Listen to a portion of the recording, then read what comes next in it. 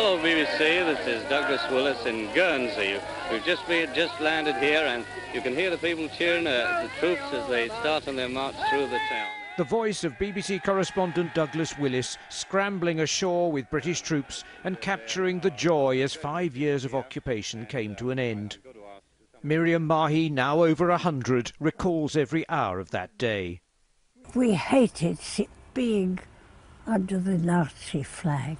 Gradually, the flags began to come down, and we realised that the end was coming very, very close.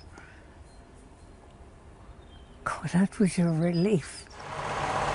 This wartime film captures a flavour of daily life in the islands for the occupied and the occupiers. Unseen for 70 years, it's been restored by a Jersey film enthusiast. As the German soldiers are looking into the camera, obviously it was sort of an in-house film, if you like, to show the occupation of the islands. This is our heritage. We must save this, because once it's gone, and we really need to preserve this. Winston Churchill was persuaded not to attack the islands. Now at last their residents could understand why. As they explored Hitler's fortress, some of them could hardly believe the ordeal was over. I was standing on a corner of what is now Liberation Square, and two Spitfires came over the top of the fort, the hill just above where I was standing, and they did a circle, came back again over that fort, zoom, and suddenly I found myself, something had snapped inside. I was too young to understand it.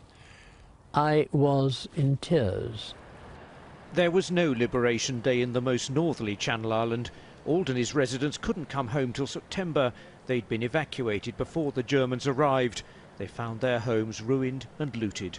First of all, ship came from Guernsey just after we'd left. They looted.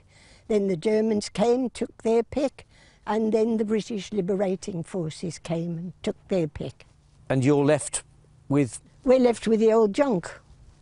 Old broken chairs and old tables and old issue wardrobes and... Not a way perhaps you'd expect to be treated, given you'd given up your homes. Well, it was war, I suppose.